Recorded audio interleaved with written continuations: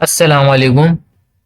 Welcome to our CCNA course. In this series, we will cover everything you need to know to become a Cisco Certificate Network Associate. So, I am Mohammad Anas Raza, your instructor for this journey into the world of networking.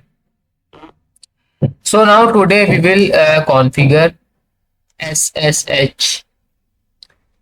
अगर आपको SSH के बारे में नहीं पता तो मैं आपको रेफर करूंगा कि मेरी जो पिछले लेक्चर्स हैं आप उनको अटेंड करें, खासतौर पे ये वाला लेक्चर जिसमें मैंने इसके बारे में डिस्कस किया था, टेलनेट, SSH, HTTP। तो पहले तो जो मेरा इससे प्रीवियस लेक्चर था उसमें मैंने टेलनेट की कॉन्फ़िगरेशन आपको करवाई थी। अब जो मैं करवाने वाला हूँ SSH की कॉन्फ़िगरेशन है। अब टेलनेट और SSH में ज़्यादा फर्क तो नहीं होता, लेकिन एक बात मैं बताता चलूँ, दोनों का काम सेम है, पर्पस सेम है, यानी कि वर्चुअली एक्सेस करना। ठीक है। अगर आपने टेलनेट वाली मेरी वीडियो देखी है, लेक्चर लिया है, तो आपको पता होगा कि इनका पर्पस क्या है, मेन पर्पस। फिलहाल अगर आपको एसएसएच के बारे में पढ़ना है तो मेरी ये वीडियो जरूर देखें, इसमें मैंने अच्छी तरीके से उसको डिफाइन किया है। अब एसएसएच का क्या काम है? एसएसएच का क्या काम होता है? वर्चुअली एक्सेस करना, यानी कि आप फॉर एग्जांपल विदाउट फिजिकली आप जाके इसको एक्सेस करने के बजाय आप अपने पीसी से किसी दूसरी नेटवर्क की डिवाइस को एक्सेस करके इसमें कॉन्फ़िगरेशन वगैरह आप कर सकते हो। ठीक है। सेम टेलनेट की तरह काम करता है ये, लेकिन एसएसएच में ऐसी क्या फीचर है जो टेलनेट की जगह पे ये यूज होता है? तो एसएसएच में भाई सिक्योर है, ये इसमें सिक्योरिटी की इन्हेंसमेंट काफी अच्छी है देन टेलनेट से। ठीक है। तो एसएसएच हम इसलिए ही यूज करते हैं। तो चलते हैं अपने जरा प्लेटफॉर्म की तरफ, सिस्को पैकेट ट्रेसर। अब यहाँ पे हम एक स्ट्रक्चर बनाएंगे। ठीक है। अच्छा, इससे पहले वाला मैं अगर बताऊं तो उसमें हमने कुछ ये करा था, एक स्ट्रक्चर बनाया था जिसके अंदर हमारे पास एक ऑफिस था, या इसको कुछ भी इंडस्ट्री या इंस्टीट्यूट कह दो। और उसमें हमारे पास क्या था, एक सर्वर रूम था, एक मैनेजमेंट रूम था, और एक हमारे पास वर्क एनवायरनमेंट था। ठीक है। बिल्कुल इसी तरीके से। और हमने क्या किया था, हमने राउटर में, जो मैंने पहली फर्स्ट वीडियो थी 23 वाला जो लेक्चर है पार्ट, तो उसमें हमने इस राउटर को कॉन्फ़िगर किया था। और फिर उसके बाद 23.2 वाला जो लेक्चर है मेरा, उसके अंदर हमने इस स्विच को कॉन्फ़िगर किया था। ठीक है। एक और बात बताता चलूं, जब बीच में राउटर लगता है तो नेटवर्क यानी कि जितने इसके इंटरफेसेस होते हैं उतने नेटवर्क्स बनते हैं। अभी दो इंटरफेस से कनेक्ट है ये, तो यानी कि एक नेटवर्क ये है, एक नेटवर्क ये है। अगर तीसरा भी हो जाए तो तीन नेटवर्क बन जाएंगे। फिलहाल दो हैं। ठीक है। नेट ये हमारा राउटर का मेन पर्पस है, काम ये राउटर का। तो अभी हम सेम इसी तरीके से एक और अपना स्ट्रक्चर बनाएंगे। ठीक है। स्ट्रक्चर बनाते हैं जरा, ताकि आपको साथ साथ समझ में भी आए। तो सेम बिल्कुल उसी तरीके से बनेगा। इसके अंदर एक सर्वर रूम भी है। ठीक है। सर्वर रूम के अलावा यहाँ पे हमारे पास एक एक ऑफिस रूम है, जहाँ पे मैनेजमेंट का, जहाँ से एडमिनिस्ट्रेटर इसको क्या करेगा, मैनेज करेगा। और यहाँ पे ये हमारा वर्क एनवायरनमेंट है। ठीक है। जहाँ पे हमारे जितने भी एम्प्लॉयज वगैरह है वो सब बैठ के काम करेंगे। क्लियर है यहाँ तक? अच्छा, अब क्या है इसके अंदर, अब इसमें हमारे पास एक पहला तो सर्वर रूम है। यहाँ मैं सर्वर रूम डिफाइन कर देता हूँ कि ये हमारा सर्वर रूम है। ठीक है। सर्वर रूम भी बोल सकते हैं या डेटा सेंटर भी बोल सकते हैं। ठीक है। जो आईटी रूम भी कह सकते हो, का मसला नहीं है। और ये एडमिनिस्ट्रेटर का रूम है, यानी कि मैनेजमेंट, जहाँ से मैनेज हो रहा है सब कुछ। तो एडमिनिस्ट्रेटर कह दो, एडमिन रूम कह दो। ठीक है।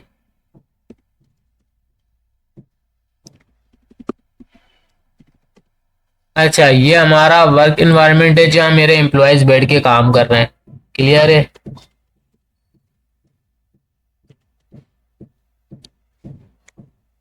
तो मेरे जो सर्वर रूम है उसके अंदर जो डिवाइसेस है मेरे पास, एक तो मे भी डिवाइसेस मेरी कौन सी होगी, राउटर, दूसरी मेरी स्विच है, क्लियर हो गई।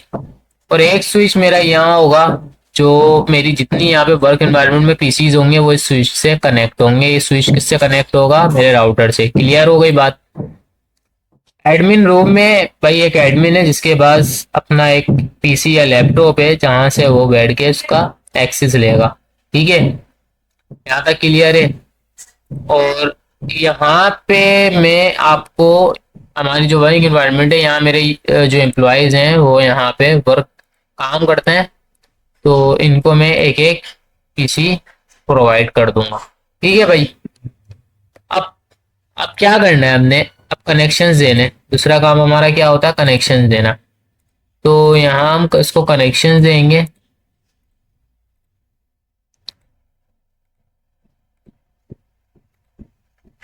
क्लियर है बात यहाँ तक। कनेक्शंस देंगे, कनेक्शंस देने के बाद अब आपको कुछ समझ में आ रहा होगा सिनेरियो। ठीक है, देखो सिनेरियो के बगैर ना कोई चीज समझ में नहीं आती। जब तक सिनेरियो नहीं बनेगा तो फिर समझना थोड़ा सा मुश्किल हो जाता है।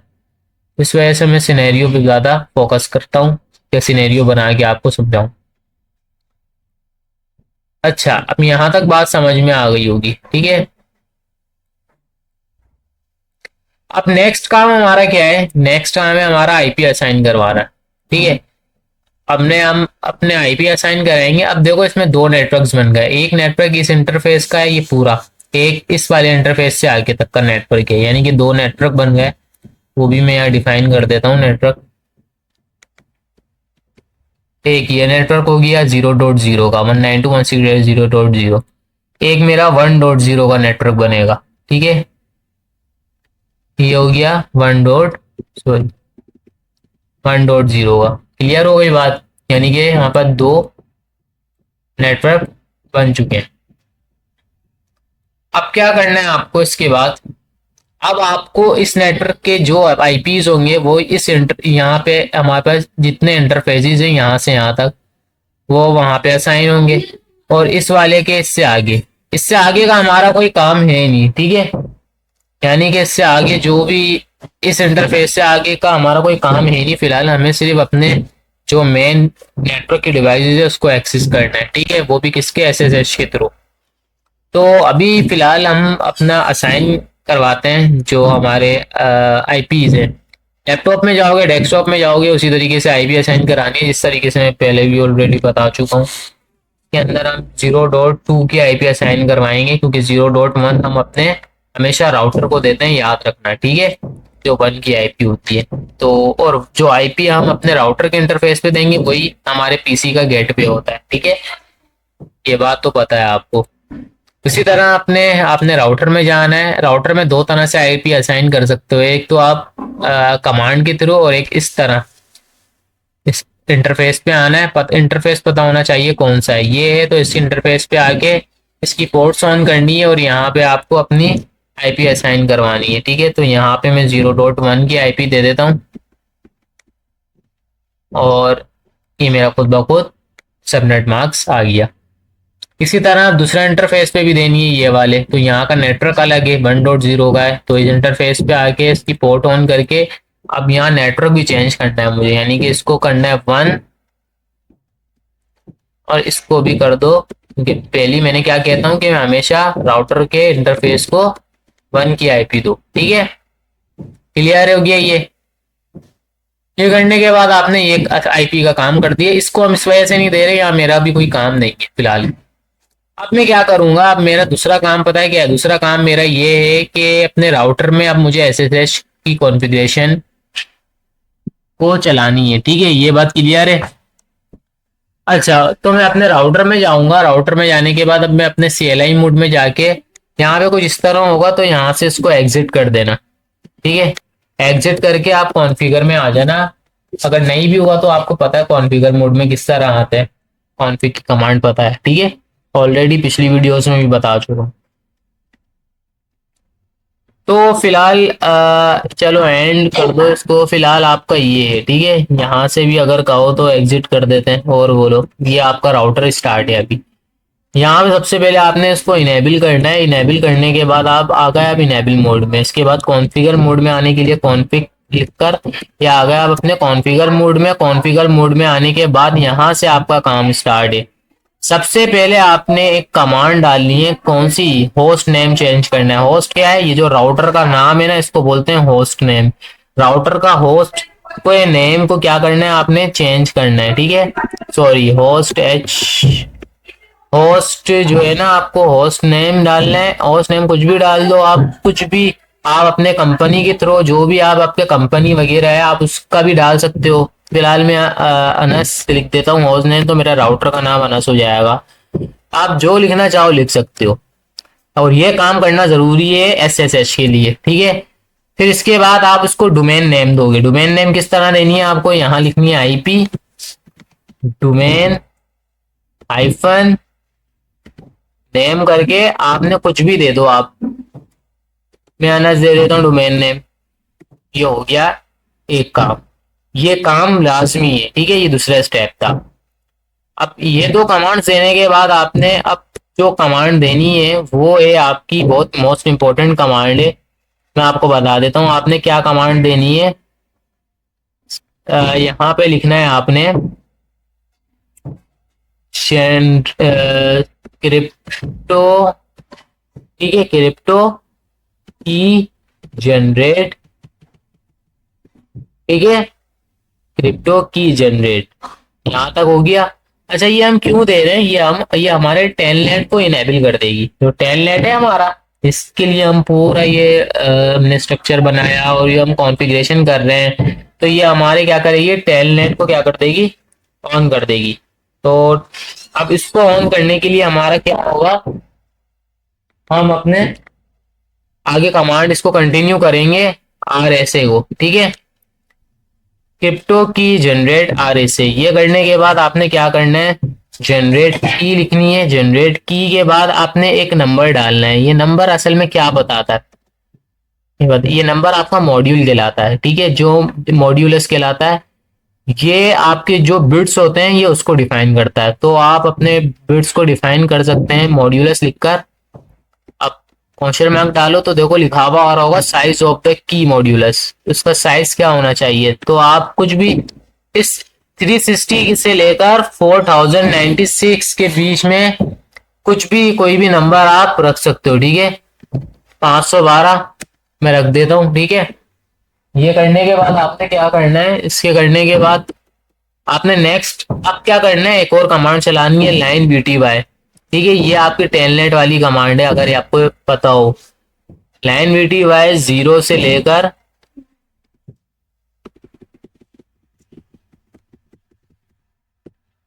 0 से 15 एंटर कर दिया। यहां तक क्लियर हो गया भाई। इसके बाद आपने क्या करना है? इसके बाद आपने अच्छा एक और चीज भी करनी है आपने, वो मैं चलो आखिर में बता दूंगा। फिलहाल यहां तक हो गया लाइन वीटी बाय 0। इसके बाद आपने क्या करना है? लॉगिन करना है इसको, ठीक है। लॉगिन, सॉरी, लॉगिन लोकल की कमांड चलानी है। इसके बाद एग्जिट करके अपने दोबारा कॉन्फ़िगर मोड में आ जाना है। एग्जिट से आप कॉन्फ़िगर दूसरे पिछले मोड में आ जाओगे अपने, क्योंकि अभी आप कॉन्फ़िगर लाइन में थे। अब आपने एक और कमांड चलानी है यूजर नेम की। यूजर नेम अनस रख रहा हूं मैं, और पासवर्ड भी। अच्छा, यूजर नेम अनस के आगे आपने लिखनी है प्रिविलेज 15, ठीक है। ये पासवर्ड को स्ट्रॉन्ग बनाता है। तो आपकी यूजर नेम को और पासवर्ड, सॉरी, यूजर नेम को और पासवर्ड आपने क्या रखना है? मैं अनस ही रख देता हूँ, ठीक है फिलहाल।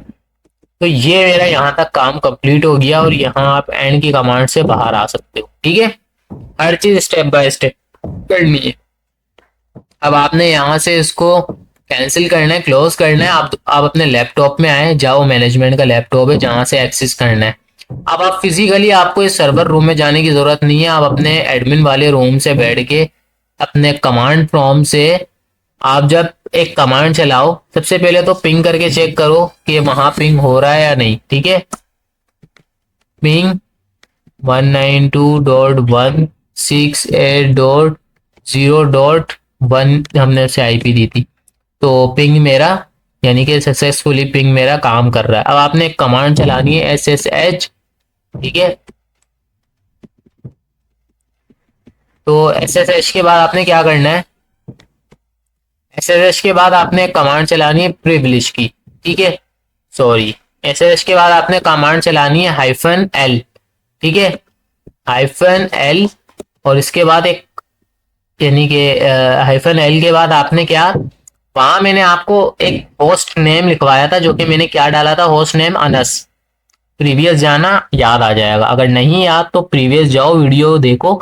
मैंने अनस डाला था होस्ट नेम शुरू में, एक मैंने डाला होस्ट नेम, नहीं domain name, sorry, domain name की बात कर रहा हूँ, होस्ट नेम की बात नहीं कर रहा मैं, डोमेन नेम। तो डोमेन नेम मैंने अनस डाला था वहां। आप कुछ और भी डालोगे तो वही आपको डोमेन नेम यहाँ पे शो कराना पड़ेगा। और यहाँ आपने अपनी आईपी लिखनी है, जो आईपी आप, यानी कि आपकी इस इंटरफेस की आईपी है अपने राउटर की। आप जैसे एंटर करोगे तो पासवर्ड मांगेगा। पासवर्ड मैंने अभी यूजर नेम और उसका पासवर्ड डाला था, तो पासवर्ड मैंने क्या डाला था, अनस। देखो मुझे एक्सेस मिला, ठीक है, यानी कि मुझे यहाँ तक का एक्सेस मिल चुका है। इस वक्त मैं कहाँ पर हूँ, इनेबल यानी कि हो चुका हूँ मैं, और कॉन्फ़िगर मोड में भी जा सकता हूँ मैं इजिली। ये देख लो भाई, ठीक है। अब जो मैं कॉन्फ़िगरेशन करना चाहूँ मैं कर सकता हूँ। तो ये हम एक्सेस किया था मैंने। आप ये देखो इसमें सिक्योरिटी कितनी है, ठीक है। तो एसएसएच क्या करता है, सिक्योर शेल है, ये उसी तरीके से काम करता है जैसे टेलनेट काम करता है, बस ये सिक्योर है, ठीक है, ये बात याद रखिएगा। तो एंड की कमांड चला के बाहर आ जाते हैं, ठीक है भाई। तो ये था हमारा आज का लेक्चर। आई होप आपको समझ आया होगा। अगर कोई भी ऐसी चीज़ें समझ ना आई हो तो कमेंट करना, वहाँ पे मैं आपको इंशाल्लाह नेक्स्ट वीडियो में समझा दूंगा। So thank you so much. अल्लाह हाफिज़।